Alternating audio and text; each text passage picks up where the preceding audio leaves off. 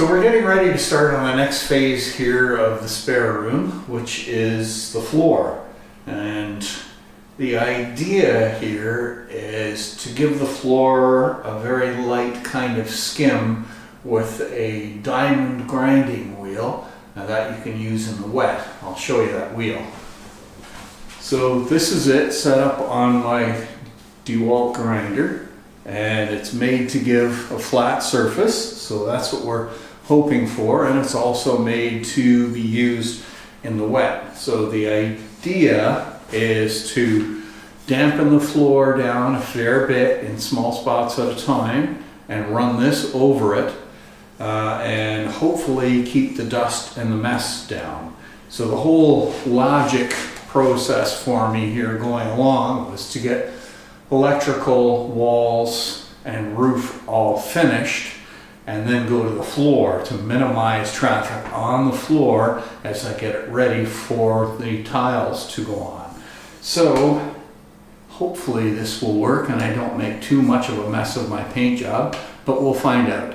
And I'll give you a closer look here at what I'm trying to do with the floor. So on the floor here you can see what looks like maybe swirls and that kind of thing, and I think this is leftover glue from the carpet that was originally on this floor, and it's kind of spread out all over the place. So my concern is the very thin layer of cement that I want to put on here to level everything out is not going to adhere properly to this because of this residue that's on here. So we'll just give it a light go over with the grinding wheel, and hopefully that will take most of that off and allow the cement to work better. At least that's the plan anyway, and we'll see how it goes.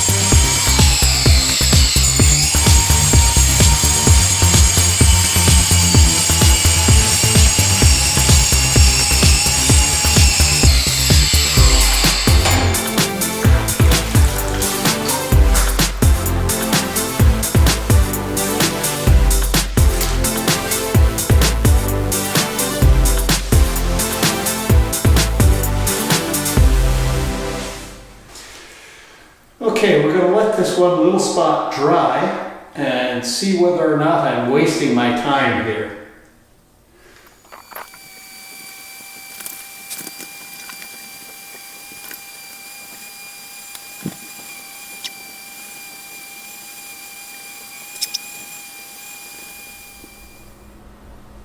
Well, it works, and it seems to work really well, which is actually a little bit disappointing because that means another step that has to be done. So you can see the kind of clearer gray color on the floor here compared to when you get over here where I'm standing, where it's quite brown. So that means I got to do the whole floor. And it doesn't seem to make too much of a mess. It doesn't take much water to keep the dust down.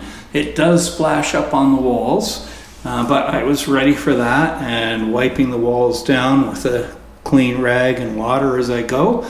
So hopefully we will minimize the mess doing that and get better adhesion to the floor with our thin layer of cement that will go on after this job. All right, so let's keep moving forward here.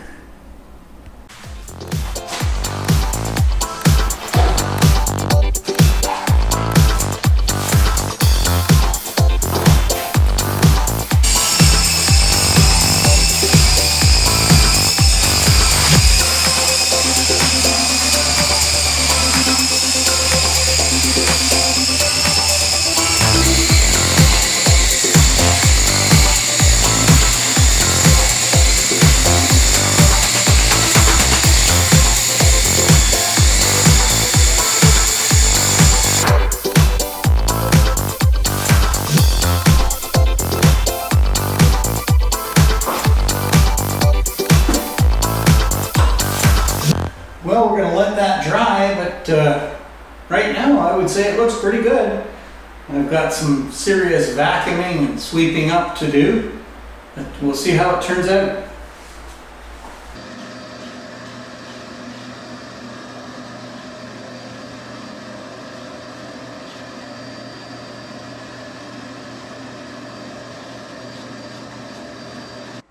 So I've now gone around the room looking for any little holes and pits and that type of thing in the cement, and there were an awful lot of them because of the carpet strips that were nailed to the cement.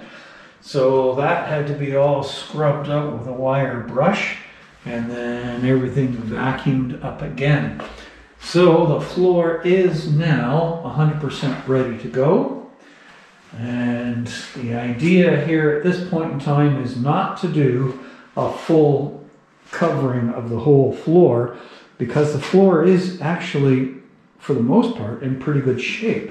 So we've just got these carpet tack holes to fill, and then some work where a wall used to be that has been removed. So there's some holes there that need to be filled in. And then a little bit of leveling up where the old tile, the old ceramic tile used to be. That needs to be filled in and leveled. So, shouldn't be too big of a job at this point, even though it's been a huge job getting to this point. So let's get our cement mixed up and start troweling it in.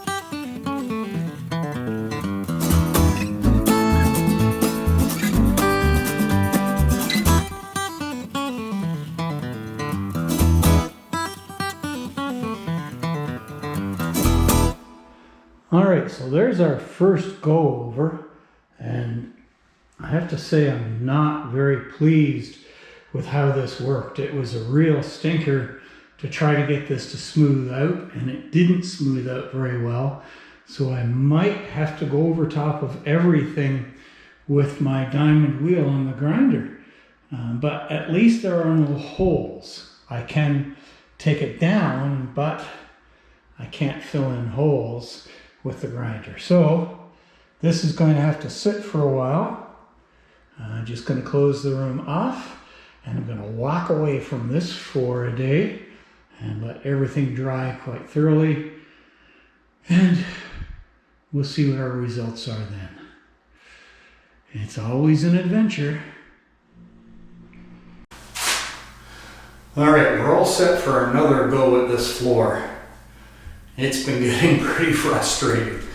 The idea was to keep the cost of the floor down, so that's why we were going with the stick-on tiles. But the preparation for the floor has been pretty fussy in order to have those tiles look like they're sitting smoothly and to adhere properly. And that has been an ongoing saga. The use of the top and bond, which I thought would fill in and smooth out quite nicely, did not work very well. So I've got to sand away at this again with my grinder to try to take the edges off that I have left behind from using the top and bond to fill in all the holes and things. My mistake, I think, was to use this concrete type mixture. I probably should have gone for a polymer, which is much smoother and creamy, and you could just trowel on and fill in the small holes, and would have been a little easier. But we learn as we go. Anyway, we're going to get going at this again and see how it looks after another try. All right.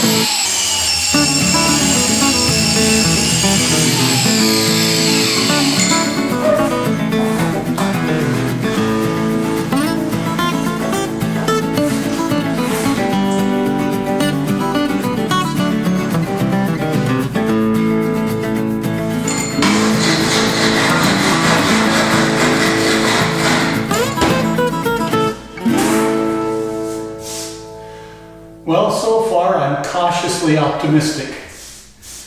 Let's get all the way around the room and see what we end up with.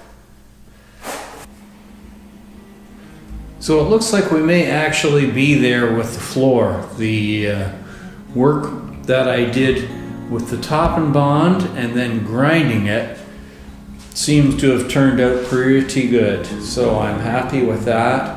The next step is going to be putting down a latex primer in order to seal the floor before we start putting the tiles on. I have a little bit of work to do with my grinder yet, and probably a chisel just in the corners and to smooth out a couple of small rough spots, but nothing very serious. So this has been one hell of a job to get done on this floor. I think I wish we would have gone with either much heavier tiles or the hardwoods just to make the job easier, but it would have made it a lot more expensive. So that will be it for today's video. Thanks very much for watching, and we'll hope to see you again soon.